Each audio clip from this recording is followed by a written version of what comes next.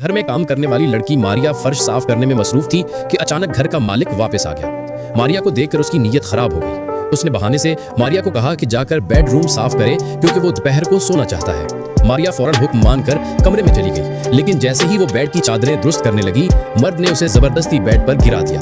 मारिया घबरा गई और जोर से चीखने लगी। इसी दौरान मालकिन घर आ गई और दरवाजे पर ये सब देखकर चौंक गई।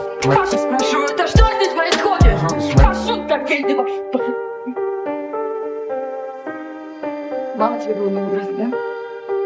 Замужествовалась. Ты что думаешь, я не вижу, кого у тебя сын? Стёпкин это сын, да? Стёпкин! Не смей меня трогать. Вставайте, лошадь. Пошел вон. उसने कुछ सुने बगैर मारिया पर इल्जाम लगा दिया और उसे बेइज्जत करके घर से निकाल दिया।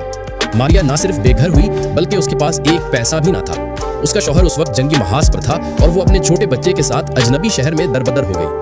सड़कों पर लोग अजीब नजरों से देखते, कोई उनकी मदद को तैयार न था। मारिया बिल्कुल मायूस हो चुकी थी कि अचानक एक मेहरबान बूढ़ा सामने आया। उसने न सिर्फ एक कमरे में रहने की जगह दी बल्कि बच्चे के लिए एक छोटा बिस्तर बनाने का भी वादा किया। देहात से आई हुई मारिया के लिए ये किसी नेमत से कम न था।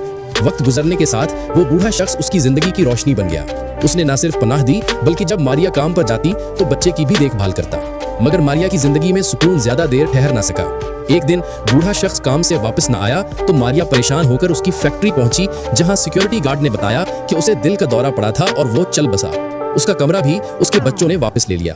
ये सदमा मारिया के लिए नाकाबिले बर्दाश्त था। अब सारी जिम्मेदारी उसके कंधों पर आ गई थी। वो मजबूरन एक नई जगह की तलाश में निकल पड़ी, लेकिन किस्मत जैसे उससे मुसलसल खेल खेल रही हो, क्योंकि अगला मोड़ उसके लिए एक और चौंका देने वाला वाकया लेकर आया।